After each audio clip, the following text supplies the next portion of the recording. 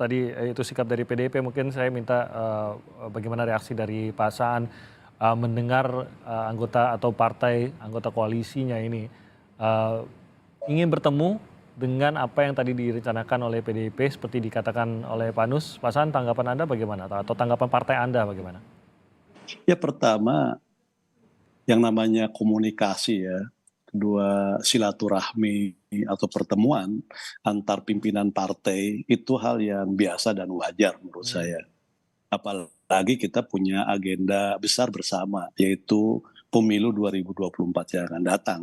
Sehingga pertemuan itu juga penting dalam kerangka untuk memastikan agar pemilu bisa terlaksana dengan baik, kondusif dan sejuk lah di tengah kompetisi masing-masing kandidat. Dan menurut saya sekali lagi itu wajar kalau PDI membangun komunikasi dengan Demokrat untuk memastikan agenda pemilu kita berjalan dengan baik. Hmm. Yang kedua juga penting juga karena selama ini seperti semua tahu bahwa secara historis hubungan antara PDIP dengan Demokrat kan hampir 20 tahun itu kurang baik ya, Hmm. kurang baik itu kan ya saya bukan berarti mau ini ke partai lain kan, tapi Ya, ya. ini yang ada kan gitu loh kurang baik.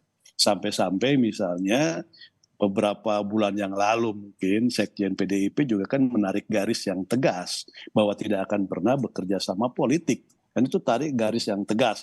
Betapa misalnya hubungan kedua partai ini mengalami situasi yang rumit. Nah, ketika misalnya sekarang akan dimulai babak baru misalnya membangun hubungan yang baik ke depan karena menyadari posisi masing-masing bahwa semua adalah anak bangsa dan penting juga untuk terus membangun komitmen demokrasi dan kemajuan bangsa. Hari ini memulai komunikasi kan menurut saya juga langkah yang baik. Hmm. Jadi hal-hal yang saya melihat itu hal yang positif yang dilakukan Oke. oleh kedua partai.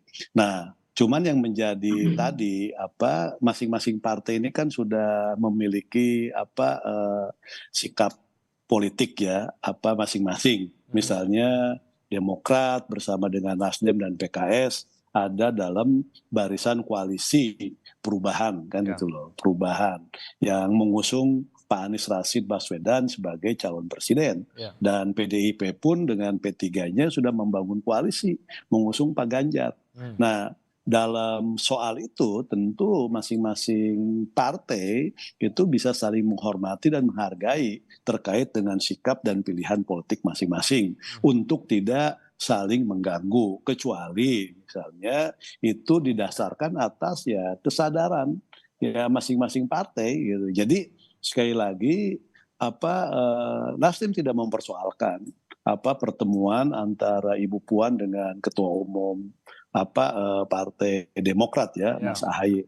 Jadi sekali lagi kita tidak mempersoalkan, cuman sekali lagi etik untuk saling menghormati dan menghargai sikap dan pilihan politik masing-masing dan untuk tidak saling mengganggu Hmm. ini menjadi hal yang penting.